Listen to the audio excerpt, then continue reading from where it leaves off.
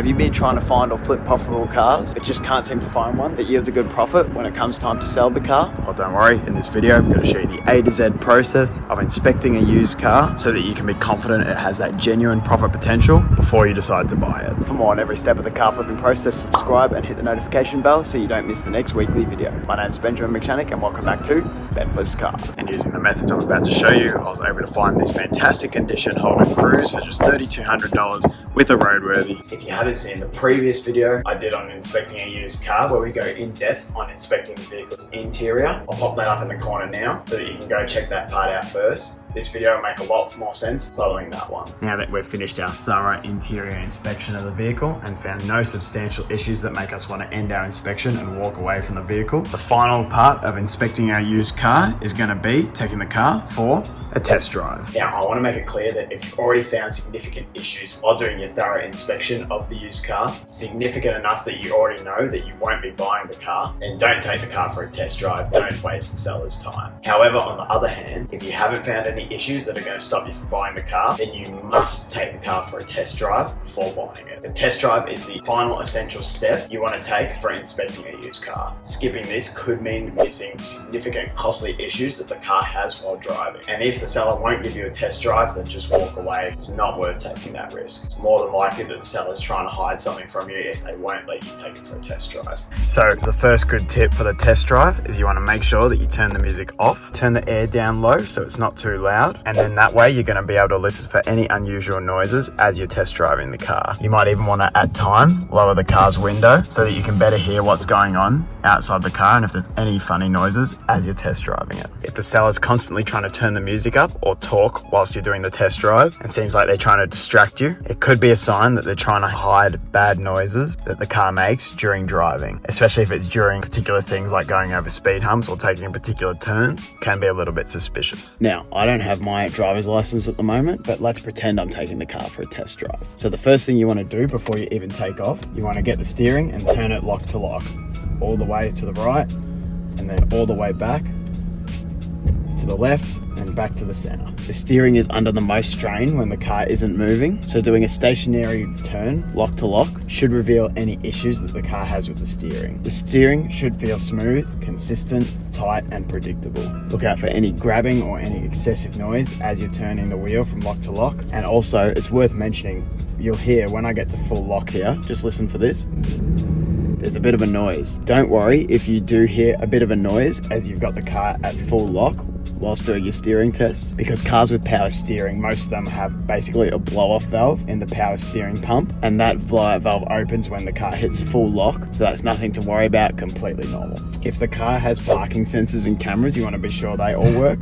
With this car, you can hear when we pop it into reverse, it has that rear beeping camera. I'd want to back up and check that it turns into a solid beep as it gets close. Of course, if it also has front sensors and side sensors, you'd want to test them as well. This car only has those rear parking sensors. And beautiful. With our stationary checks done, we want to first head off and start with about 10 minutes of just normal driving around normal suburbs or around the city. The most obvious issues will be revealed if there are any during those first 10 minutes of normal driving. Watch out for things like brake noise or vibrations, any funny sounds, just anything at all, anything that feels a bit unusual. Strain under acceleration, slipping gears, anything like that. If everything seems to be working okay and the car's driving normally, we want to put the car under a little bit more stress and do a hard acceleration test, ideally from a low speed. The best way to do this is starting onto like a freeway on-ramp. You can turn on fairly slowly and then just gun it. Plus, you're usually not breaking the law if you're accelerating up to 80 or 100k an hour or whatever the speed limit is. Just make sure you warn the seller that you're going to do this before you do it. You don't want them to think that you're just randomly hooning the car all of a sudden and scare them. When you do that hard acceleration test, the acceleration should be smooth and consistent. It shouldn't be excessively struggling. Shouldn't be any major hesitations. And you also want to really pay attention to the transmission as you're doing that. Make sure the gears aren't slipping and that they're shifting nice and smoothly. Do you have any good test driving tips that can help in ensuring you're always buying a quality vehicle? Comment below and let me know. I'm always keen to hear and learn more from others on tips to help me do these things better. Once again, if you didn't see the previous video where I go in depth on inspecting the used car's interior, I'll pop that up in the corner for you to go check out after you finish watching this video. video, I'll also put it at the end screen of this video, as this video will make a bit more sense following that one. Once you're up to speed, you want to shift the car into its manual mode like that, and ensure that you can go up and down each gear without there being any issues. Listen for any unusual noises, or if the shift takes too long, or if it's slipping, anything like that. Basically, the gears should feel smooth and easy whilst driving. Whilst you're driving on the highway, because you do want to do a little bit of highway driving, you want to make sure there's not excessive wind noise, anything like that. The driving should feel smooth, comfortable, controlled, and solid. The highway is also a good place to test the car's cruise control functions.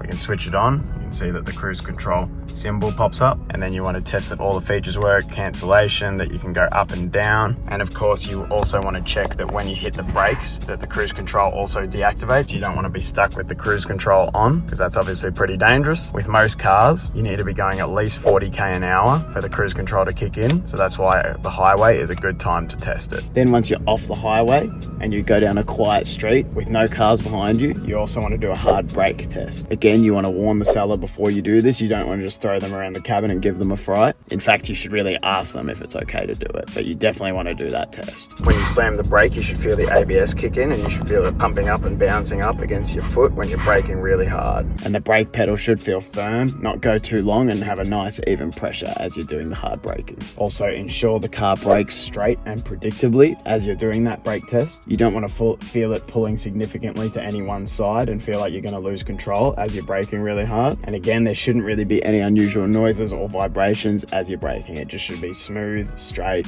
and predictable. So with that, you've done a fair bit of driving. So some things you want to take note of as you've been driving: the steering wheel should feel straight. It shouldn't feel like when you're turned a little bit to the left or the right that the car's going straight. That'd be a sign of a bad wheel alignment. And worst case scenario, that means your suspension components are wearing out on the vehicle. And also similar with when we were doing the lock-to-lock turn test, you want to make sure that as you're driving around, the steering's fairly light and consistent and predictable and smooth, and you don't want it grabbing or locking up on you at any stage at all. You also want to try and find a bumpier road to test how the suspension handles. If you can't find a bumpy road, you can do a gentle swerve test just to see if the steering has any creak to it, any funny noises, if it feels a bit unusual, or even if you see a speed hump and take that with a little bit more speed than you normally would. That's a good way of testing how the suspension handles some bumps. With a suspension, there shouldn't be any significant bangs, squeaks, rattles, or any other bad noise like that. If the suspension does feel a bit weird or worn, a good idea is to get your tire pressure reader plugged on.